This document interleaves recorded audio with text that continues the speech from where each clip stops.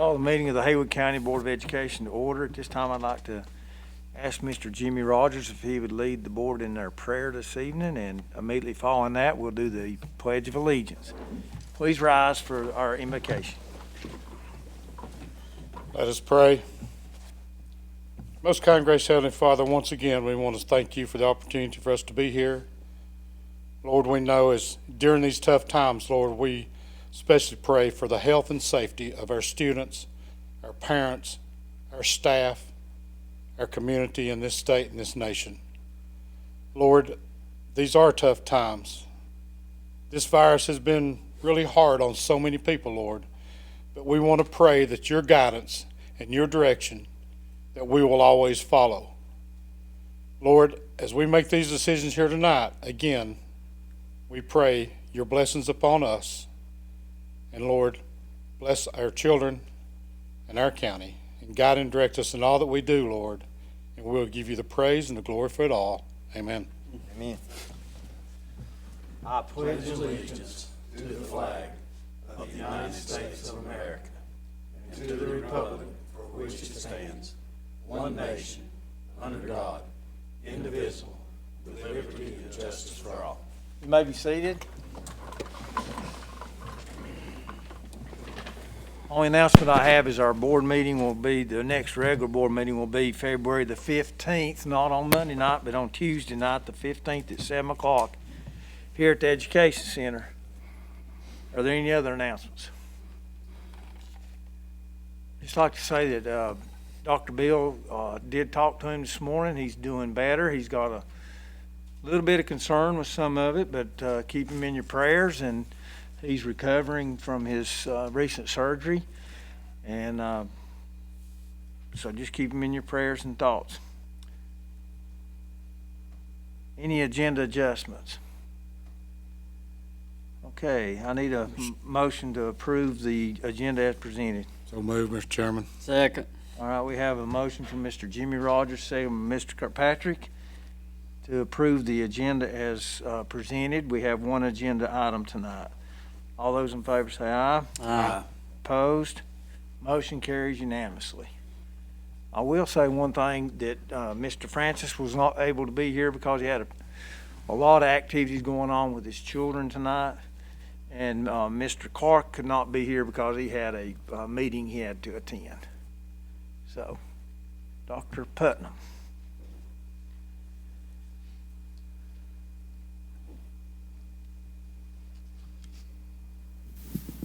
Thank you, Mr. Chairman, members of the board. Just wanted to briefly get us going here. I want to thank you for meeting. Tonight, you're posed with the decision and consideration for a 5+5. That's what we in our office have been referring to it as. It's CDC guidance for COVID, which would allow for a return to work and a return to school in a more prompt fashion with some conditions. And Dr. Jabin and Ms. Sarah Henderson are going to speak to you in detail about those plans at greater length.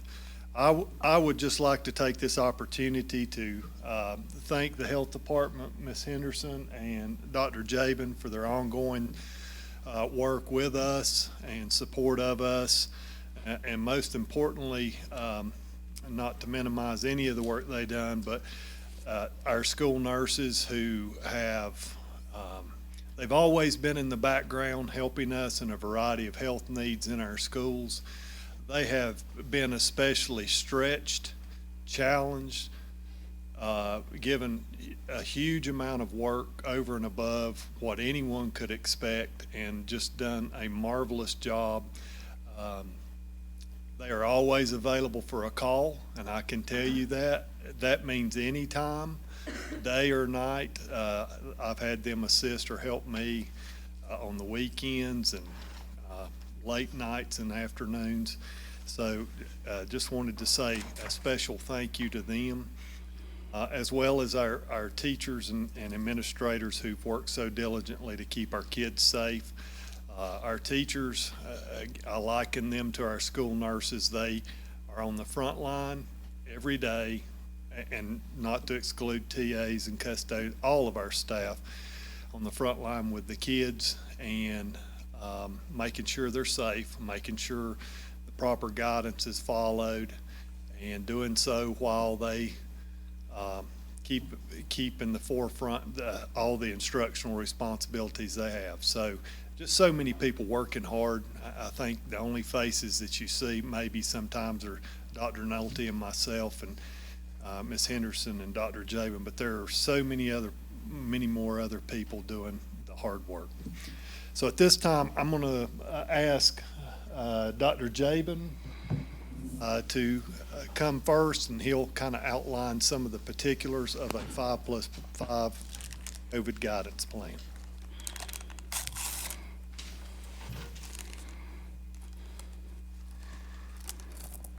Good evening. Good evening. Thanks for having us here. So this is based off the recent CDC updating guidance with respect to isolation and quarantine and when a person can leave the separation phase of isolation or quarantine. And I think it bears noting that the CDC is not saying that after day 5 you're good and free and clear to go. The CDC acknowledges that it increases a risk of contagiousness and infectiousness across organizations, in this case the school. I will tell you that there have been at least 4 studies out, real-world studies in the last couple of weeks looking at how contagious a person is after day 5. And those 4 studies range from 15% to 50%. Now, they're different kinds of populations. I don't know what the right number is there, but I think what that tells us is there are going to be a certain number of people who remain infectious even after day 5, and that's what we want to try and mitigate as well. Because, of course, I think we're all still in agreement that our goal is kids in school as safe as possibly. I hope that that's still where we are. So, having said that, let's just look real quickly here at what this 5+5 plan means. And just for a refresher, of course, we've been on a 10-day isolation for people who are infected, 10-day isolation before they can come out. And we've been on a 10-day quarantine, no test required, for people to leave their separation phase. So what happens here, you can see, is, and the reason that we're calling this 5+5 is, and let's just talk a moment about people who are infected. So the first 5 days, the person needs to be in separation. This is the time when the person is most contagious to others. We know that that starts about 2 days before symptoms start. It peaks somewhere in that first 5 days and then decreases gradually out to the 10 days. The CDC chose 5 days because they felt that, particularly with studies of Omicron, that people got, when they got infected, they developed symptoms sooner and they perhaps cleared it a little sooner than previous waves. And what they're trying to do here is to thread the needle between getting people back to work, getting kids in school, and then knowing that there's going to be some degree of contagiousness going on there. So days 0 to 5, and day 0 is the first day of symptoms, or the first day of a positive test result for a person who has no symptoms, such as somebody in quarantine. We'll talk about that in just a minute. So that's day 0. And then 0 to 5, the person should really be separated from everyone and anyone. Nothing new or different there is what people, we hope, have been doing all along. On day 6, we're going to ask people to have a rapid antigen test. The reason for that is trying to decrease the number of still contagious people that are around others. There's nothing perfect about the rapid antigen test in this case, but what we believe is, and the general thought is amongst the science world, is that as the level of virus comes down, when it gets below the threshold of detection of the antigen test, it's low enough that the person is no longer contagious. That doesn't mean that they still don't have virus on board, but again, our goal here is we want to reduce contagiousness. A PCR test, which is the common test, send-out test, really is very good at saying, is there any virus at all here, right? So in this case, the PCR test is not really what we want. We want to know when people are no longer contagious. So that's why rapid antigen tests, which is similar to the home tests, are what are called for on day 6. If at that time the person has no fever for the previous 24 hours off anything that would reduce a fever, and their symptoms are improving, and their test is negative, then that's where we can invoke the day through 6 for 10 and get the person out of separation. And so all of those stipulations are part of that. To further mitigate the risk of contagiousness, you'll see the day 6 through 10 recommendations. And really, this is about getting kids back into class. This doesn't really apply to sports and extracurricular activities. And here's an important part of this. If we're going to reduce the risk that an infected person passes it to somebody else, then we really need them to be wearing a mask consistently. It needs to be a mask that they're wearing at all times, home and at school. It needs to be a proper mask, and you can see those listed there. And probably the more important thing than even the proper kind of mask is that it's being worn appropriately, which means no gaps, because that's what allows the virus to get spewed out. The other part of this is it really relies on families and students, not to go out and about if they're in that 6 to 10 day period. They shouldn't be going to gatherings. They shouldn't be going to grandma's 80th birthday. Places where others could catch it if they're still contagious, because again, we know a certain percentage. So the goal of the 5+5, and this was actually the goal of the CDC as well, is to get people back out as safely as possible, reduce the risk, mitigate the risk as much as we can. And I think if we look at the goal here, which is to get kids in school in person as safely as possible, this is threading the needle, trying to find a balance between the risks of that and the benefits of that. If you scroll down a little bit, so let me just stop there for a second. Any questions about that in terms of someone who is infected to get them back? Okay. Can we scroll down to the next? Should be talk about quarantine. So here's how, go up just a little bit. Yeah, just to the top of that slide. Thanks.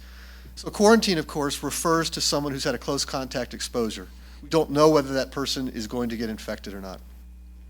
And so the quarantine recommendations as part of 5+5 are, if the person has such a close contact exposure within 6 feet for more than 15 minutes, no mask, the definition we've been using all along. If they're up to date with their vaccination, or they have a documented infection that they have recovered from within the previous 90 days, they do not have to separate during this 10-day quarantine period. And it bears talking about just a minute what I mean by up to date with vaccination, because CDC has sort of changed the term, well, I've expanded the terminology is probably a better way to say that. So fully vaccinated means that a person has received all of their initial series, so 2 doses for an mRNA vaccine, 1 dose for Johnson & Johnson, that they've received that. That's what fully vaccinated means. Up to date refers to fully vaccinated plus booster if eligible for booster, if it's been within the time frame. So that's what fully vaccinated means, up to date versus fully vaccinated means. It's important when we talk about these quarantine recommendations because if the person is up to date, again, no separation as part of their quarantine. If they're fully vaccinated, then, excuse me, then it's different. Then they are asked to separate for days 0 to 5, 0 being the day of exposure and going forward. We ask those folks to have a rapid antigen test on day 6. If their rapid antigen is positive, or if along the way they develop some symptoms and test them positive, then obviously they're going to the 5+5 for infected people part of the procedure, part of the process. But if they get to day 6 and their rapid antigen test on day 6 is negative, you can scroll up just a little bit. I'm sorry, go scroll down. Sorry. Sorry, I don't know my ups and downs. If that test is negative, you go down a little bit more. Then we get that result to the school nurse, and it's okay for the person to come back, again, following the same 6 to 10 day requirements as for the infected person. Again, we know that a person can get infected anytime during the 2 to 14 day incubation period. We know from our experience when we cut it down to 10 days, we didn't see much negative result of that. So we felt comfortable with that. So now we know that if you look at the percentage of people who can still turn positive in that first 10 days, there are some there, which is why those day 6 to 10 recommendations are there. Same recommendations. It gets the kid back to school. It doesn't pertain to extracurricular activities or sports. It requires a consistent, proper, well-fitted use of a mask, and really implies for people to avoid situations outside of their home where they could actually, if they've turned positive, they can expose somebody else. And again, of course, anytime somebody develops suggestive symptoms, they should isolate immediately, get tested till their result comes back, stay isolated, and then, depending on where their test results, what would apply to them. I think to make this work well really requires a couple of things. It requires people to honor the whole package of what's here, not just pick and choose. And I know that there are people who will disagree with that, and they'll want to pick and choose different parts of this. But again, we're trying in the CDC, and we are trying to thread a needle and find a best balance to keep people in school while reducing as safely as possible. It's going to really ask staff and teachers to be vigilant about this, not only for themselves, but for the students. It's really going to ask parents to be on board with something that will get their kid back to school faster and as safe as we can. And I can't emphasize enough how much, no matter what Trevor and Bill, or we as the health department, or you as the board do, we really need, for this to work, we need everybody to be on board with it. I'm not asking everybody to like it. What I am asking for is that at least there's consensus that we can live with it and support it. And we'll see. Numbers have definitely started to come down across the country. They've definitely started to come down in Haywood County. This is good. We're on a good trajectory right now. The fact of the matter is we're probably 50–60% on the downside. We're still above the peak of where we were last winter when it peaked out. But again, we're headed in a good direction. And so if people can be on board with this, they may like it or not, but if they can be on board and support it, it'll just get us down that slope that much faster. In the meantime, it'll get people back to work and students in school faster, and get the community back to where it wants to be. So I'll stop right there. Happy to answer any questions. I have a couple of questions. Dr. Jabin and Ms. Henderson, first of all, I'd like to let you know I appreciate your conversations and work on this. But, on the 5+5, days 6 through 10, I agree with all the quarantines. My heartburn is with mask all the time for everyone. And, of course, y'all already know that. But with that being said, the 5+5, the second 5 in that is days 6 through 10, that they're asked to wear a mask. So if they're wearing a mask all the time, then I don't understand. Help me understand what, if you can go anywhere, people's not wearing a mask, and you can see that, and they're putting them on, we're forcing them to put them on to go to school. But I just would love to see mask optional, and I think this 5+5, Ms. Henderson said when we first asked to get it applied way back in January, she wanted to see how it works in other counties and everything. And I understand that, but we've been there and we've done that. And I laid out a plan in a work session back in December, and I thought we'd have an after Christmas surge. We had that. It was a lot larger than I would have ever imagined. I imagined it would come down. It's doing that, but it's slower than I'd imagined. And I'd hope that the health department would look at the quarantines. Y'all have done that. And I asked the school system to look at the spacing and the seating charts, and they've done that. So we're heading in that direction, not as fast as I'd like, but let's talk about mandatory mask all the time and optional mask. What's your thoughts on that? This 5+5 plan to have its best chance to work and not blow up and have a lot more kids have to be out, it requires mitigating that risk of continued contagiousness in a person after day 5. We know that the mask is one measure that does that. We know the other measures, like you mentioned, it's all together. None of them on their own are going to be sufficient. It's putting the whole package together that gives us our best opportunity. So right now, if we want to go there, we want this to have its best chance to work, the face covering part of this is an essential part of that process. If you're asking me what I think about eventual mask optional, sure. I think, as you and I have talked, yeah, we're looking for the day when things get down to where that's a safe thing to do. Right now, I don't know anybody, scientist, epidemiologist, doctor, anybody in the country right now at the levels that we're talking about that think that that would be safe. I hope there's a day that's coming soon. And my thought, and the people who I follow, feel like we may very well be there come time mid to late March. It's a guess. It depends on how fast it actually comes down. And that depends, to be honest with you, on what people do. If people are vigilant and careful, then we can get to a point relatively soon where we can relax things.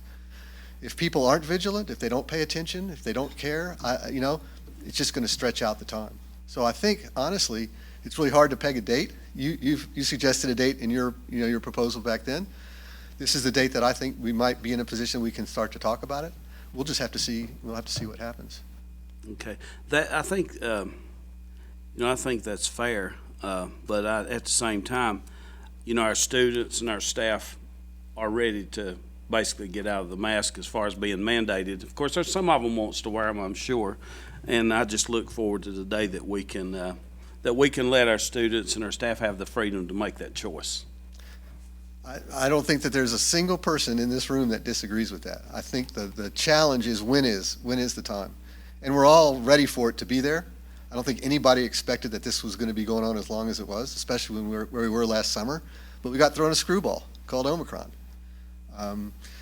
Again, if we can keep cases down and not invite mutations, maybe we won't get another Omicron. That's what would make that happen sooner than later.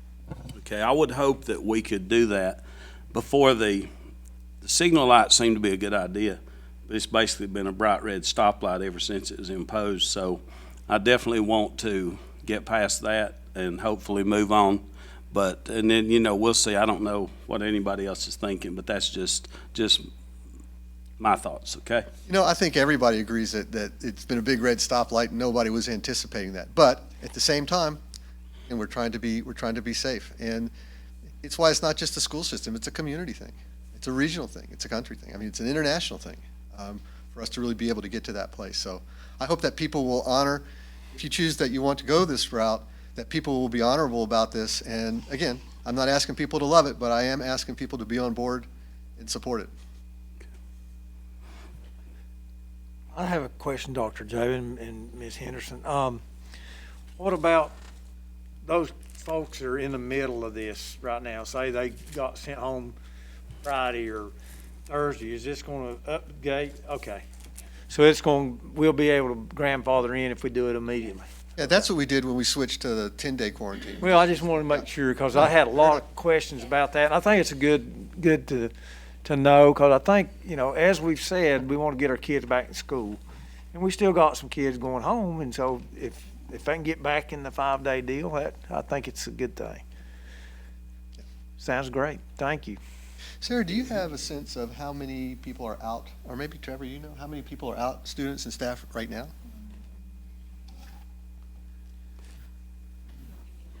Yeah. While she's looking at that, Dr. Jabin, at first we said contagious after the first 5 days, 6 days. Is that still around the 30%? You said possibly 30, back a while. Do we know if that's just kind of an estimate, or is it been 30% proven yet, or is it just? So that 30% estimate was off of data from the UK.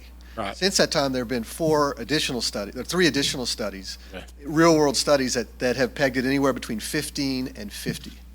Yeah. So again, I don't like know what the 15, but I don't know what the right number is. I just know that there is a number. It's not zero, and I think that's what we have to be careful about. We're still not determined. Yeah, like you say, 15 to 50. That's a wide range. Well, I don't know that you're going to get Pretty soon, yeah. a number because it's done in different populations. You sort of have to look at the whole. Well, that's what I was thinking. I'm thinking population of Haywood County. I think we should be a lot lower than that. Just my thoughts. Yeah, I'm not aware that We don't know that. we don't know for We don't Haywood know that County. figure. We don't know for Haywood County particularly. No. Okay. I have one question, or I guess a comment. The thing that we've got that we're voting on tonight, the contract tracing. It says school staff will be responsible for contact tracing in the classroom activities, positive results conveyed, confidentiality. The staff members will identify and notify close contacts that has been a possible exposure. Information about the positive student should be disclosed and other parent staff. Okay. The question is, so a student is considered test, whatever, one student, test is positive. Then at that point, we're still in a mask mandate. That's what we're doing. So at that point, really nobody's considered a close contact. But at that point, are we going to make our staff consider what the close contact is by the seating chart?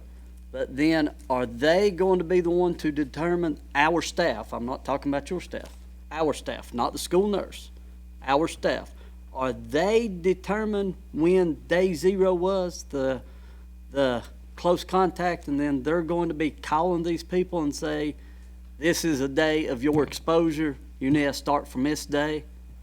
Do you understand why I'm asking? Yeah, I think so. I don't believe it's any different than what we've been doing all along. Trevor, you want to talk about how this has been going? Yeah, I will speak to that, and Ms. Henderson, you feel free to jump in at any point in time. Met with principals preemptively today to discuss this responsibility, this workload.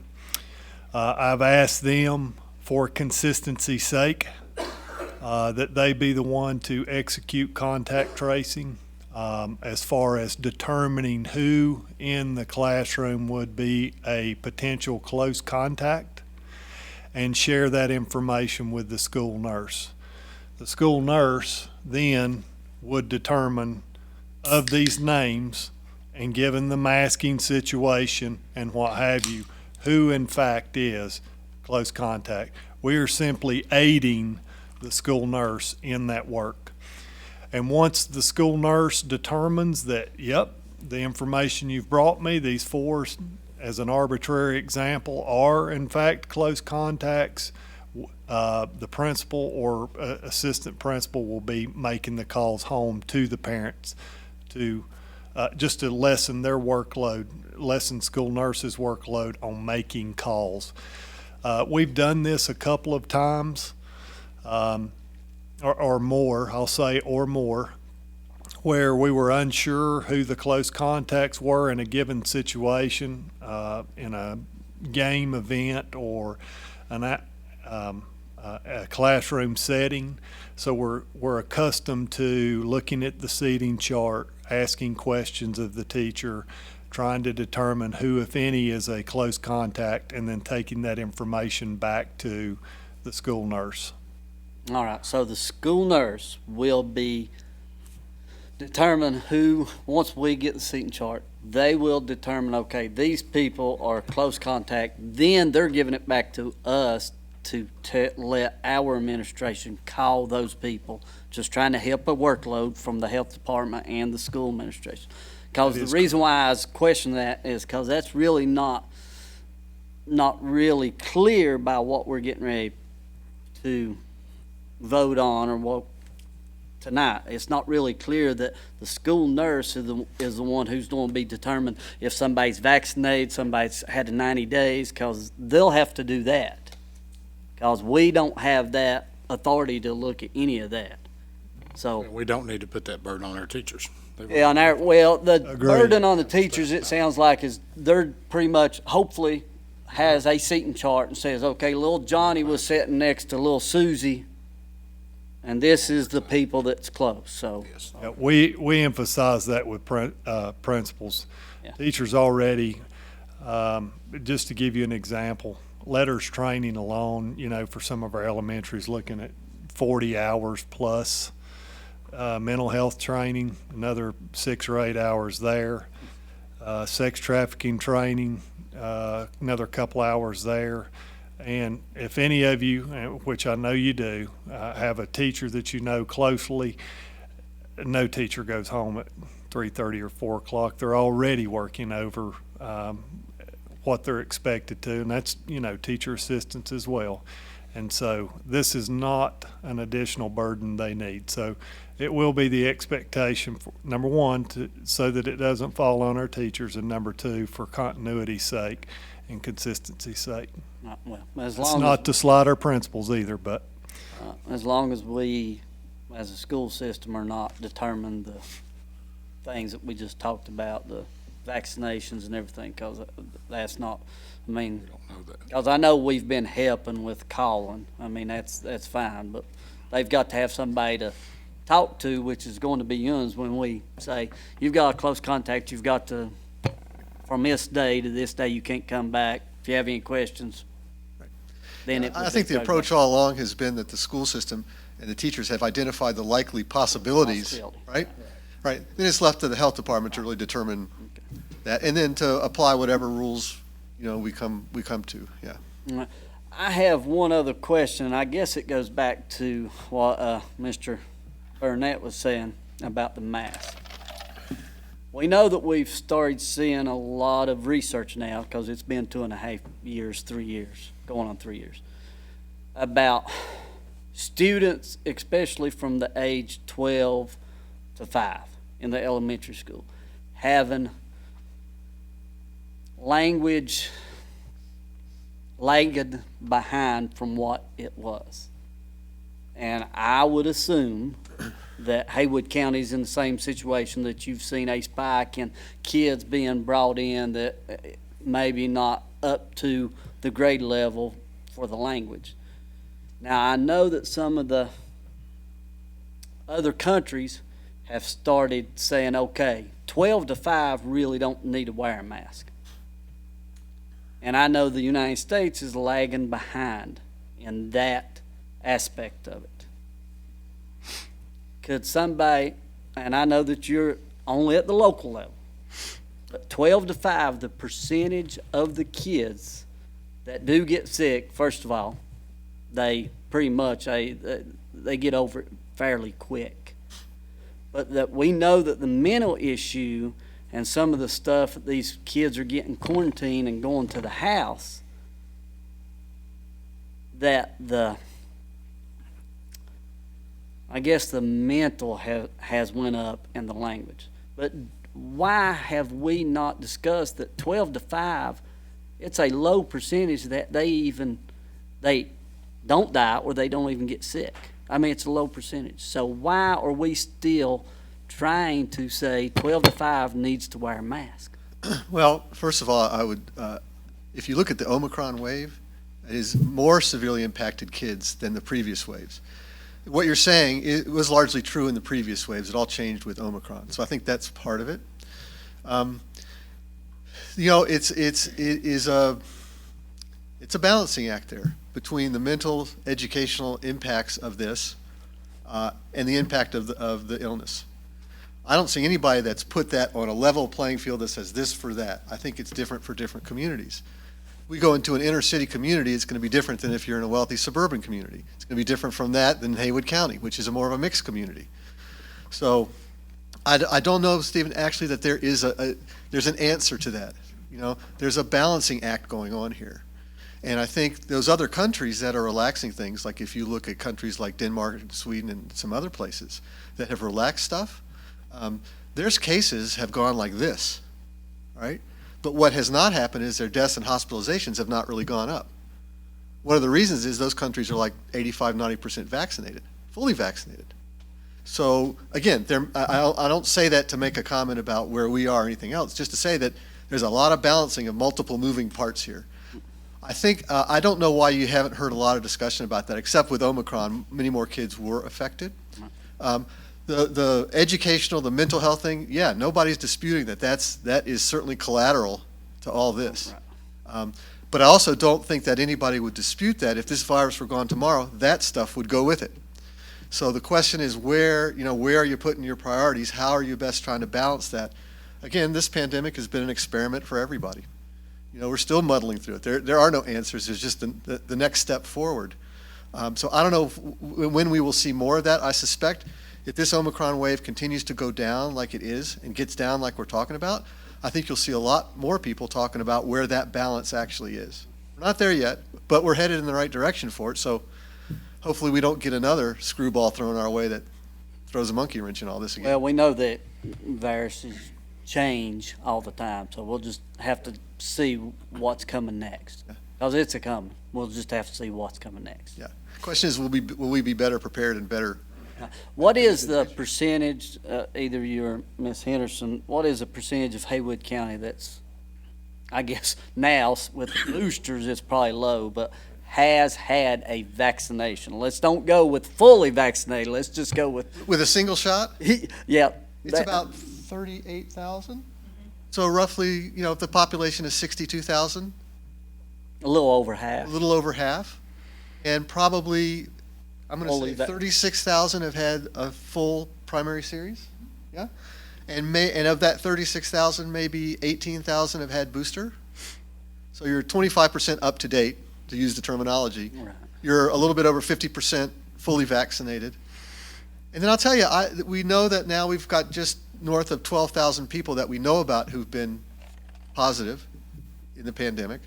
So if you add all those numbers together, right, you've probably got another 15 or 20,000 people that haven't, except a bunch of those are either have had it and never tested, or had it and didn't report their test. So, we're getting to the point where a large percentage of the community has some sort of immune protection. What has happened with Omicron is that immune protection has just not been enough. The reinfection rate amongst people who have been infected and recovered, probably 5 to 6 times greater with Omicron, the reinfection rate. We know there have been breakthrough infections with people who have been fully vaccinated. We know that almost none of the hospitalizations and deaths have been in people up to date. So we know these things right now. What Omicron has thrown the screwball in here is that should be enough people exposed with some immune protection that we should reach herd immunity. But the reinfection rate is what's slowed all of that down. That's a variant effect of the Omicron. Looking at your quarantine guideline up here, the kids, teachers, whatever, get tested on day 6, and then the 5 and 5 starts. So in essence, we're taking that 10-day to possibly a 15, correct? Is that the way I'm reading that? Day 0 through 5 separation, and then on day 6, if they test positive, then their 10-day starts? No. No? Oh, on the quarantine part? Yeah. Your clock starts when you turn positive. So Yeah. if symptoms show up 2 days after infection on average, is there a way to do the rapid test instead of on day 6, say on day 3, to lessen that amount of time?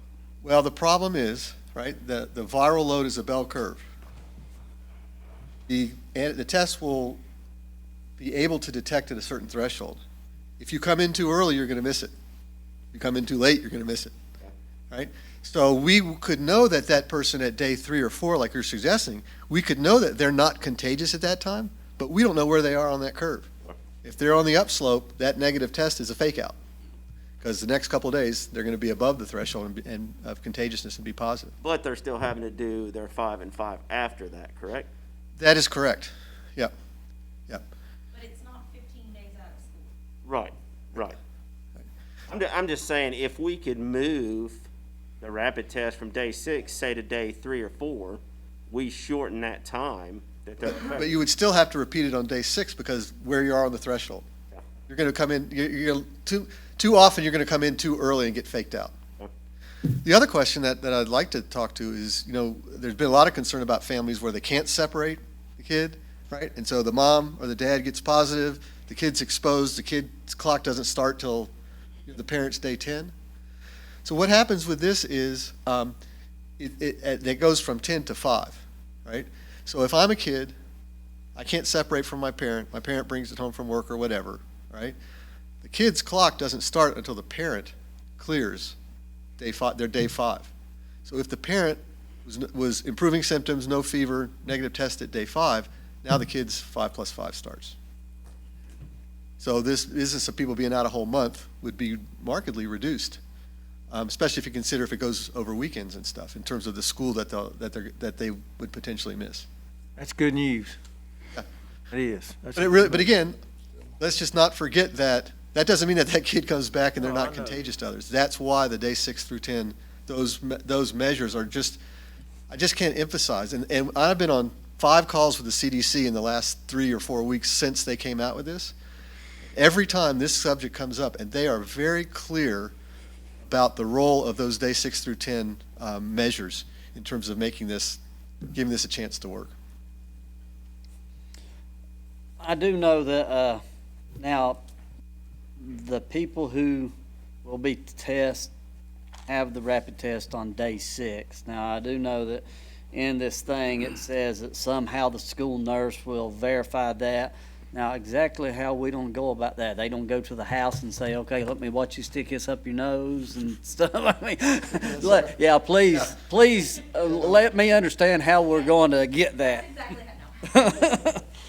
No, the plan at this moment is, we're trusting parents in this, and part of relaxing it is that kids are going to be allowed to test at home, and so that's why all of these things are so important. So no, they will communicate with the school nurse.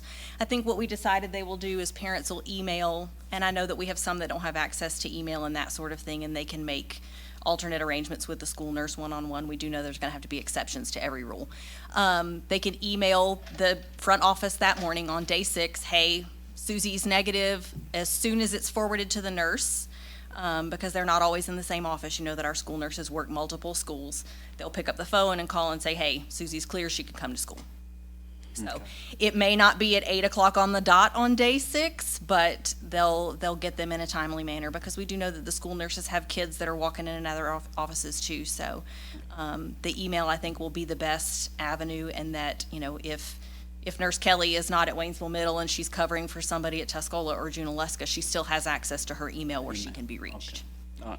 But no, we won't go out Go and to watch them all. all right, thank you. We won't go out and watch them all be tested. And Ms. Henderson, if I could piggyback off that, so there should be we're going to try that there is no delay, but to your earlier point, Mr. Kirkpatrick, the only way to speed that up is if our clerical staff were interpreting whether that was a valid test and whether they were eligible for return to school. We are not comfortable with any of our staff interpreting medical data.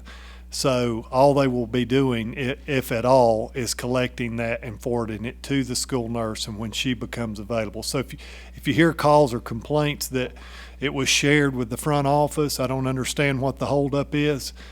Sharing it with the front office does not mean it's going to be read or determination made. It's only going to be collected and forwarded to the school nurse. Right. Just wanted to make that distinction. Right, yeah, and most of the people at the front desk, I mean, they understand the importance, so I don't see why it shouldn't be getting out to the school nurse, and then the school nurse, just like Ms. Henderson said, everybody's busy. We know everybody's busy. So. And, I spoke to the school nurse supervisor earlier and said, how does this normally happen? And she said, well, that's, the majority of the time, that's where we get information about kids that are sick and out anyway. Is your front desk staff is on top of things. Right. So that's the best avenue to get kids back in a timely manner on that day 6. I'll just go to any school, ask a front person what's going on. They'll let you know. No. I know. They know what's going on in their schools. Ms. Henderson, you want to speak about testing, the types of tests that Sure.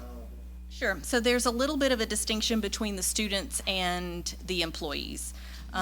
With the students, we're allowing home tests, those rapid tests for both exclusion and return to school. We're trying to alleviate some of the burden with the doctor's offices with them. When you've got a kid that, mom has done a home test, dad's done a home test, we know they're positive, there's no point in sending them into a doctor's office COVID positive. The employees are a little bit different, with HR and COVID pay involved. They have to have, both of their tests have to be done by a medical provider. We do have a testing site available. They're turning our tests around pretty quickly. We do struggle to get rapid tests because everybody wants their hands on them, but they're turning our confirmatory tests around in about 24 to 36 hours. So it should get your staff back quick too, and that's free to them. It doesn't cost them anything. Speaking of the testing site, since we are live and people may not know exactly, could you tell tell us where the testing sites are and what times? Our testing site that the health department helped set up is at Lake Junaluska at the Children's Center. They're there Wednesday through Friday from 9 a.m. to 6 p.m. and then on Saturday and Sunday from 10 to 3. So they're closed on Monday and Tuesday. And it's a quick process. You can actually go, I think it's on our county website. There's a QR code and there's a link where you can register if you want to register before you go. But if you don't register, it takes about 5 minutes to do it on site. And they do it at your car. It's a drive-through. Very good. One more thing. Do you think maybe we could get that information and maybe send it out through like a flyer with all the students? Because I think, that will help, because, there are people they're not going to look at the website. They may not even have, but if we get it out to as many people as we can, it'll be helpful for the whole county, I think, really, to let them know where the. Probably not, I don't know that it's ADA ready, but we do have one ready to go. Okay. Yeah, if you would share that with me, that'd be great. We will get it out. Not sure it'll be a flyer like in a paper form, possibly, but we definitely can do a mail push, email push. Right. And, obviously the little ones are not checking their emails. So Right, exactly. we'll figure that one out. What about the phone push? You can do the phone alert, could you not? Yeah. We also have Mr. Henson's wisely naming our robocall, which is what most people call it, our Connect 5. So Yeah, we've got several options there. But we'll talk with the principals tomorrow and let them manage those communications at their school with the expectation the board wants this to go out to families so that they can be aware where it's at and what times it operates. Right. Thank you. And we did share that with principals today, your website with them already today, too. Are the home test kits available what's the availability, I guess? They seem to be right now. I would encourage your families too, because you know that you can order them online. They'll send you 4 per household. If you haven't ordered yours already, get online and order them. We are getting some at the health department, but I didn't order a bunch of them because of lab and all of that That kind was of gonna stuff. be my next question. Are they available through the health department? They're not right now. There are several providers in the county that have them. I can certainly order more. It's just a matter of getting them out at that point. And the ones that you hear about on the news, most of those aren't even manufactured yet. So there's a bunch coming, but we don't know when. But I can certainly check in with the state tomorrow and see what we can do. I'll put in a plug for those that have used the testing site established by the health department. We've received really good feedback. Turnaround's quick, results are prompt, folks are courteous, and here's the biggest plug: it's free. And they have access to their results. It gets emailed to them as soon as it's ready. So So, yeah. More people that knows about it, I think it'll help the whole county, so. All right. 108. So, and I wanted to bring this up because I think this is really important. There are a lot of counties and school systems that have gone to this modified quarantine period already, but nobody's been at it long enough to really know what their results are. Everybody's kind of like, well, we think it's working, but we really don't know. So I think we have to keep in mind going forward that this could not go as well as what we wanted, as what we want. I think we're all hopeful that it will, but we have to keep our mind open to the fact that it's not, and it may not. And so if we think about where's our threshold, what will tell us that, hey, this really isn't working like we had hoped it would, there's one number to start with. All fall, we were like at 30 staff and student out at any given day. So today it's 100 or 108. 108. So this gives us a starting point to see where we go from here. And I think that that's really important that we just be aware of that. And I think it also helps us be able to say to the parents and the families and the public that, hey, we understand we're trying to thread a needle here. We understand we're trying to find the best balance. And like so much in the pandemic, we're going to find out if that works or not. It's nice to have some thresholds that we can sort of rely on. And that doesn't mean they have to be fixed in stone, but to give us some guidance about how we're doing in Haywood County. So I just wanted to bring that point, so everybody's aware of that one. One quick thing, 108, that's just total out, not next, actually total 108 positives or just 108? That's a quick count across the schools. Just a quick account of folks that are currently not in school. Right, Not either in because school, of yeah. quarantine or because of. Quarantine right. or positive, whatever, that's not a, The yeah, majority of them are either positive or symptomatic. symptomatic, yeah. Right. Okay. So we've got, and I think Dr. that's Javen, would you repeat what she just said, because people at home I'm couldn't hear sorry. it? The majority of people on that list of 108 are either positive or they are symptomatic waiting on a test. There you go. Thank you. And again, I would say that that's been the case throughout much of the pandemic in the school system. It's been much fewer out on quarantine than out on positive. And most of those out on quarantine are family exposures. Would that be true? Yeah. So again, that's what we've seen up to date. We'll see what happens going forward. Thank you very much. Trevor, you want to wrap it up now? Can I ask one more? And this really isn't for you. Okay. This may be for you or Mr. Smathers or Mr. Putnam. Thank you, Larry. But my question is we've had from the start of this, we've had no control over quarantine at all. The health department's told us what we're gonna do. Why now are we voting on a 5+5? It's not what's changing. I It's mean, not that we're going, why, oh. my question, you understand my question? My question Yeah. is, why is we as a board, why are we voting on it now when we've had no control over it before? that's not true. We voted on the 10-day deal. No, we didn't. No. And day, we just We've approved. never We vote voted- on masks. Now, I may be wrong, but I don't think we've ever voted on anything as far as quarantine. We've done what the health department suggested to us to do. Okay. My question is, why do we need to vote on this now when we've had no control over it in the past? Good question. I don't know. It turned out to be for you, Dr. J. I mean,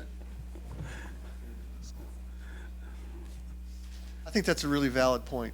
Now, we voted on the stoplight, so we have voted on certain, right, so we have voted on some things. But I'll tell you, I think that we are into a different realm right now. I think Omicron has put us in a different space. And what I mean by that is this whole pandemic, we started off with shock and awe. We didn't know what was going to happen. We had lockdowns because we didn't know what was going to happen. We came out of that. We came to a springtime where things were relatively on the low side and people could relax a little bit. And I think what's happened with Omicron is the stakes are much higher. We weren't willing to go to things like 5+5 back then because we didn't know enough to know that that was a reasonable thing to do. Now, as time has gone by and we've learned more and more, this becomes something that's reasonable to consider to do. But along with that comes a lot higher risk. There's a lot higher risk that this blows up and doesn't go well. And so I think it becomes incumbent for all of us to be on board with this because of that increased risk. I personally am hopeful that this will work okay. But again, the public and families have been confused through all this because it's a confusing thing.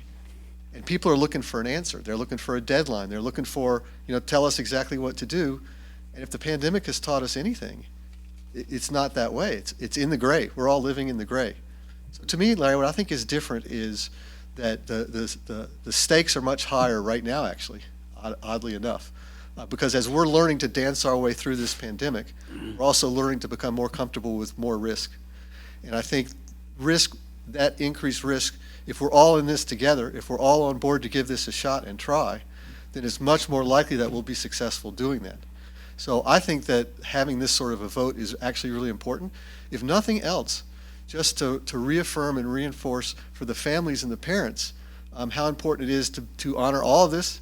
Like I said before, you don't have to like it, but can you live with it and support it so that we can get through this and keep our kids in school as safely as possible? That's what I think has changed and why I think it's really important that you guys consider this.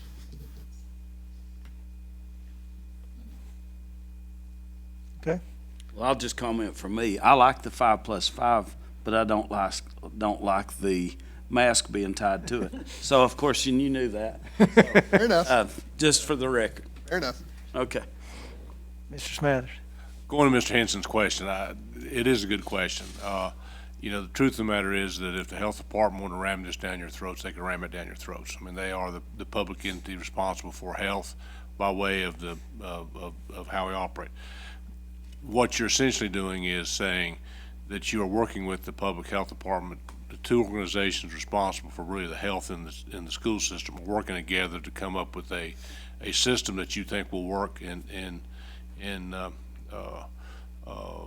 making the environment in schools better in dealing with this virus. So it is more an acknowledgement of the two organizations working together, focus in on helping the children.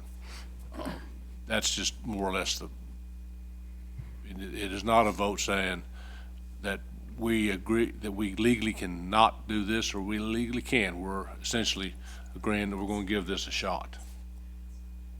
Hopefully that clears it up some. Well, that was pretty much my question statement was, I feel like that everything the health department's done is, you know, here it is, do it. You don't have a choice. And all of a sudden we get to vote on something that. This is more of a vote saying guess that that was my we agree with the work. Question statement. Yeah, that we're going to work together as a working relationship and acknowledge their recommendations and feel like this is a recommendation to our students and staff and the general public. Very good. Dr. Putnam, you want to wrap it up, and then we'll... Just let me say, and once again, this 5 and 5 pretty much is the recommendation of the CDC. We're not wavering. You are not wavering this information that we've got. It's not wavering from what the CDC has already said. So you're not trying to put something in there that is not already what the CDC's already said. One comment. The CDC did not include the test on day 6. The reason that the CDC did not do that, what they're saying is that the antigen test was never actually fully studied to prove that it can tell you whether somebody's contagious or not. If you look at the preponderance of data that's out there with respect to the threshold that we talked about, that's why the antigen test cannot cut that risk to 0. It can reduce that risk. So our interest in having the testing be part of it is, again, we're trying to slice that somewhere between 15 and 50%. We want to slice it down as small as we can to keep people safe. So if you look at the CDC guidance, they did not include the testing. There are many places that are, and that's why we chose to do that. Otherwise, you're exactly correct. It's pretty much following CDC guidance. So the CDC says quarantine for 5 days, then on day 6 you can come back with a mask. Yeah. That's what they say. I can tell you off the phone calls that I've been on, they're having some thoughts about this because of the data that I mentioned before that's coming out. I think that's higher than what they thought it was going to be. So there's some conversation going on at the CDC about that too. But I think there are a lot of places that have felt, when the CDC came out without the testing, there was a lot of pushback on the CDC from a lot of fronts for this very reason. And so I think that's why places have elected to include that as we did. But look, one more question, one more comment on it. So the CDC did not require mandatory mask to do 5 and 5 either. Yes, no, that is part. No, that's not correct. They did. And they have reiterated that on these calls multiple times about how necessary the masking is and how necessary it is that people honor that outside of school. Because You're talking about on the second 5 or all the time? The second 5 is what I'm. Okay, I knew it was on the second 5, but I'm talking about before you ever get. Universal masking. Yeah. CDC still recommends universal masking. I understand, but it's not a requirement to do 5 and 5. Is that correct? I guess I'm a little lost. When Well- would you not during that 5+5? No, on the second 5, I understand. Yeah. I understand that being required, but I'm talking about at work or at school or wherever.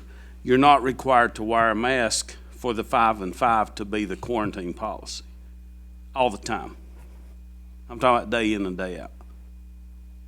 Without the universal masking, though, you increase the number of close contacts. No, I understand that, but I'm saying they don't require it. To go to 5 and 5 quarantine policy, they don't require you to wear a mask every day. Let's break that down a bit. So you're talking about in a business, you're talking about I'm in a talking school, about hospital? at school. At school. That's what we're talking about, it's Haywood County Schools. So in schools, for us to go to the 5 and 5 plus 5, it's not mandatory that they wear a mask all the time to go to these guidelines. I'm just trying to think about if they've commented on that particular part of it. The CDC says that if you're in an indoor, especially a congregate setting like a school, you should be masked. It says you Very clear should about be, but it does, I could Oh, I not see what you're find saying. anywhere that it says it's required to go to the 5 plus 5. I think that's correct. Okay, It doesn't, but to be fair, David, you're slicing and dicing here a little bit. I understand. Okay. To be fair, again, it is part of what should happen. Okay. Thank you. Okay.